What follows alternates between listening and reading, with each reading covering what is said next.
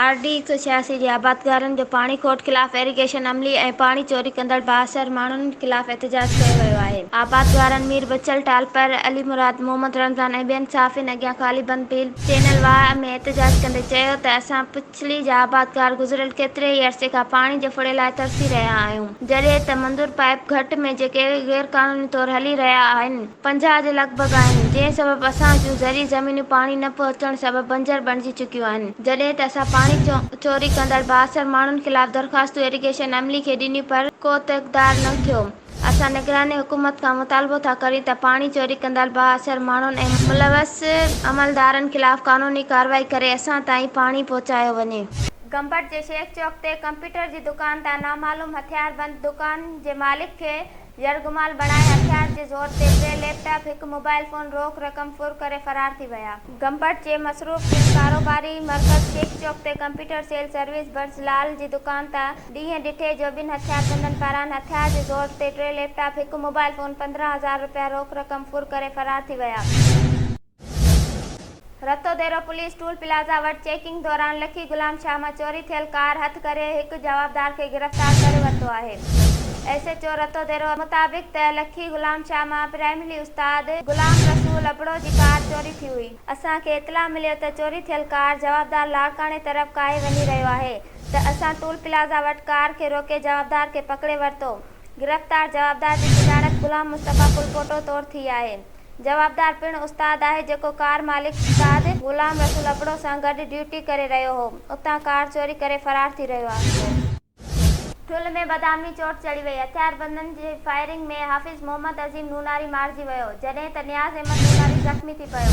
ॿई ॼणा घर वञी रहिया हुआ त रस्ते में हथियारबंदनि पारां हथियारनि जे ज़ोर 12 लख रुपया रोक रक़म ऐं मोबाइल समेत फुर कया। मुज़ाहिमत करण ते हथियारबंदनि PCO मालिक हाफ़िज़ मोहम्मद अज़ीम नूनारी ऐं नियाज़ अहमद नूनारी खे गोलियूं हणी ज़ख़्मी करे छॾियो।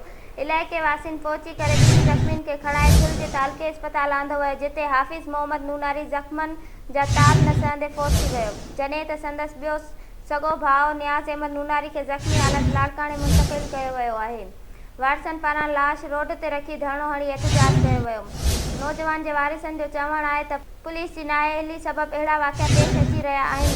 पुलिस ॾोह रोकण में नाकाम थी आहे। पुलिस ॾोहारियुनि जी साखियारी बणियल आहे। ॿियनि शहरनि जियां भिटशा में बि सखर जे शहीद साफ़ी जान मोहम्मद महर जे क़त्ल वाक़िए ख़िलाफ़ एहतिजाजी मुज़ाहिरो करे कारो ॾींहुं मल्हायो वियो। हैदराबाद यूनियन ऑफ जर्नलिस्ट जे सिंध ते सहाफ़ियुनि ऐं सिविल सोसाइटी जी अॻुवाणी पारां शहीद जान मोहम्मद महर जी तस्वीरुनि आॾो गुल रखी ॾिया ॿारे भेटा पेश कई वई। इन मौक़े ते सहाफ़ियुनि ऐं सिविल सोसाइटी अॻुवाणनि पारां बांह ते कारियूं पटियूं ॿधी कारा झंडा खणी मुज़ाहिरो कयो वियो। सहाफ़ियुनि ऐं सिविल सोसाइटी तरफ़ां हथनि में प्लेफेट ऐं पेनाफ्लेक्स खणी शहीद जान मोहम्मद महर जे खून सां इंसाफ़ जो मुतालबो कयो वियो आहे। सखर में बिजली चोरनि ख़िलाफ़ ऑपरेशन तेज़ कयूं वयूं। सेप्को सब डिवीज़न पुराणो सखर में अकील अहमद दायो जी अॻुवाणी में पुराणे सखर, नुसरत कॉलोनी, वसपुर, बखर चौक, कुरैशी रोड, जिन्नात बिल्डिंग समेत मुख़्तलिफ़ इलाइक़नि में ऑपरेशन करे सवनि जी तादाद में गैर क़ानूनी हलंदड़ बिजली जी तारूं कटियूं वयूं।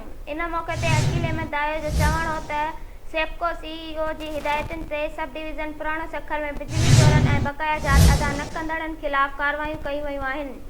हुन जो चवणु हो त बिजली चोरनि ख़िलाफ़ ऑपरेशन रहंदो। पिरियालो भरिसां पीर जो ॻोठ पुलिस जो ॻुझे इतला ते छापो, हिकु मंशियात फ़रोश गिरफ़्तार, 1.5 किलो चर्च हथ करे वरितो। पिरियालो पीर जो ॻोठ जो ॻिचे इतला ते कार्रवाई कंदे यासीन उर्फ़ लोटो जागीरानी खे 1.5 किलो चर्च समेत गिरफ़्तार करे वरितो। इन ॾस में राबितो करण ते SHO पीर जो ॻोठ सादिक अली अब्बासी ॿुधायो त ॻिचे इतला ते छापो हणी हिकु मंशियात फ़रोश खे मंशियात समेत गिरफ़्तार करे वरितो आहे। केस दाख़िल कयो वियो आहे।